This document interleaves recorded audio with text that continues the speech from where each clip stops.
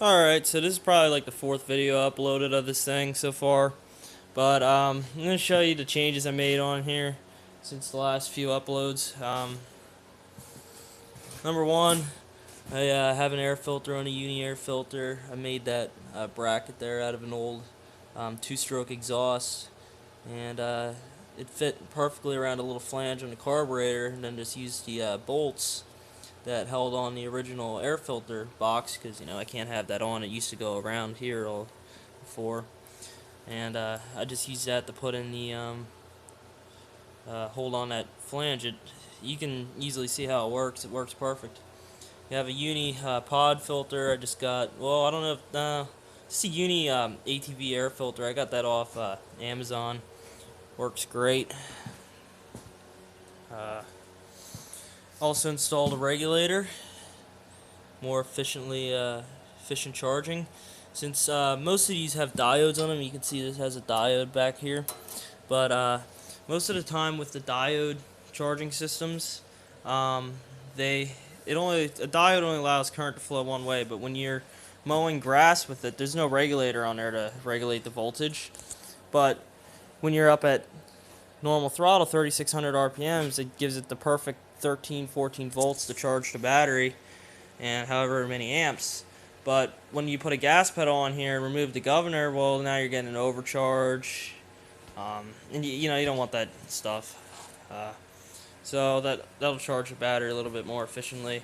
I don't know if the stator, I should probably switch out the stator. I'm not too familiar on that kind of stuff on Briggs and Stratton stators and stuff, what they actually did, but I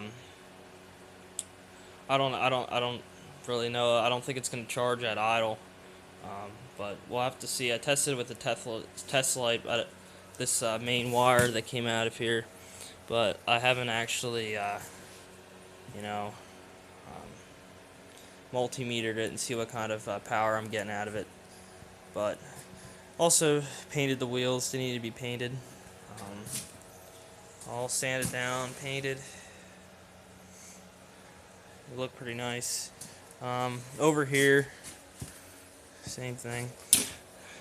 I want to also get, I want to also replace this because this was cut off. And then another thing I want to also fix on this carb here is, I don't know, I got this motor like this. I don't know what the hell happened here. There's like a bolt that was broken off that's just sticking right out of the, it doesn't leak or anything, but it's one of these bolts are supposed to be in here, but this is just broken off. I don't know what the hell happened there, but I gotta fix that just because it bothers me. Maybe I don't have to fix it, but I probably should. I also want to do a few changes with this fuel line, get it bracketed up on here. I want to replace this. I don't know why this was ever cut here, but this is just cut right off here. I want to get another one of these shrouds. It does look like it's leaking oil, but actually it's just, I didn't clean it up.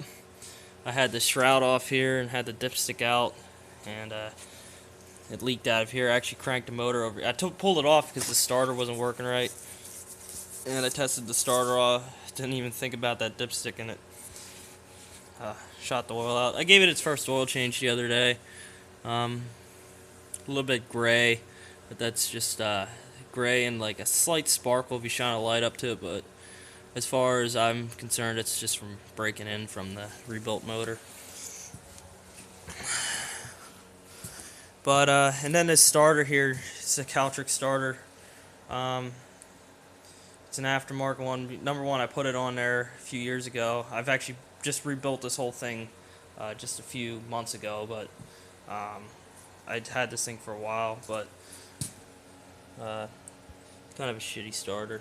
But yeah, that's just pretty much what I've done so far on this thing. Just check out my channel if you want to see it running. I still have yet to upload a video of it driving, but who knows, maybe it's up there. Depends when you're seeing this video. So thanks for watching.